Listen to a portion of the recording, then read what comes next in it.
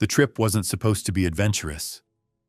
There were 5 of us, all co-workers, all burned out in the same way.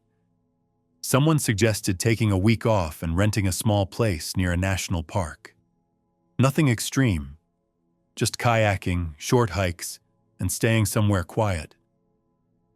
We planned everything carefully: morning activities, afternoons resting, and always back before sunset.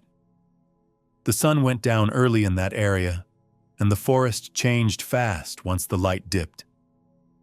None of us wanted to be caught out after dark, especially somewhere unfamiliar. On the 3rd day, we decided to hike a trail that wasn't on the main map. It wasn't restricted, just marked as unmaintained. We figured it would be quieter. The sign at the trailhead was old, its lettering faded, but nothing about it felt like a warning. The first hour was normal. The trail was narrow but still visible. The forest was thick but not wild. You could hear distant water and occasionally other hikers far away. Sunlight filtered through the canopy in uneven patches, and the air smelled damp, like wet leaves and soil that never fully dried. Then we noticed someone ahead of us. A woman stood just off the trail, partially obscured by trees. She looked young, maybe in her 20s. She wasn't dressed like a hiker. No backpack, no boots. Just everyday clothes. She was crying.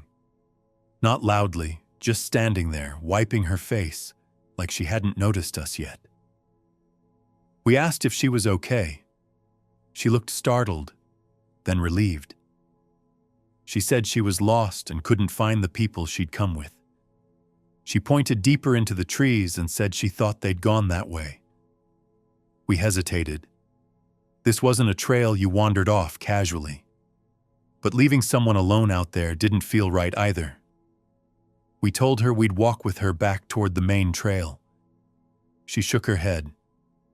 She said they weren't near the trail anymore. We agreed to walk a short distance, no more than 10 minutes, just to help her reorient. She walked ahead of us. She moved confidently, too confidently for someone who said she was lost. The trail thinned. The ground became uneven. We weren't lost exactly, but the path was gone. Branches brushed against our arms, and the forest floor sloped in ways that made it hard to keep our footing. One of us suggested turning back. She stopped walking. She said, "They should be close." She gestured ahead. There was nothing there. No campsite, no voices, no sign anyone had passed through. That's when we noticed something else. There were no trail sounds anymore.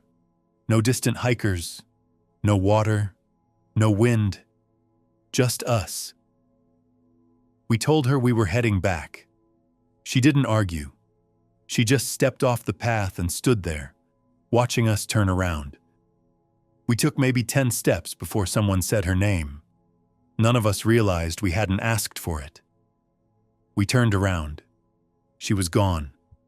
No movement, no sound, no direction she could have gone without making noise. We didn't run, but we didn't explore either. No one suggested calling out. No one checked the surrounding trees. We followed our GPS back toward the maintained trail, cutting through brush and not caring how it looked. When we reached the main path, it felt like sound rushed back all at once. Birds, wind, distant voices.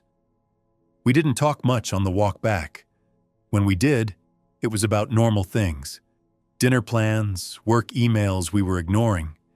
Anything but the trail. That night, one of us checked the park's missing persons page. There were no alerts, no reports, nothing. The next morning, we walked the trail again, but only as far as the maintained section. There was no sign anyone had ever stood there. No disturbed ground, no footprints. Even the spot where we'd stopped felt impossible to pinpoint. Later, when we mentioned the encounter casually to a ranger, he didn't interrupt. He didn't ask us to repeat anything. He listened politely and nodded. Then he asked one question. "Are you sure she wasn't with you?" We didn't argue. We just said we must have been mistaken. But none of us went back on unmaintained trails after that. And none of us hikes without a map anymore.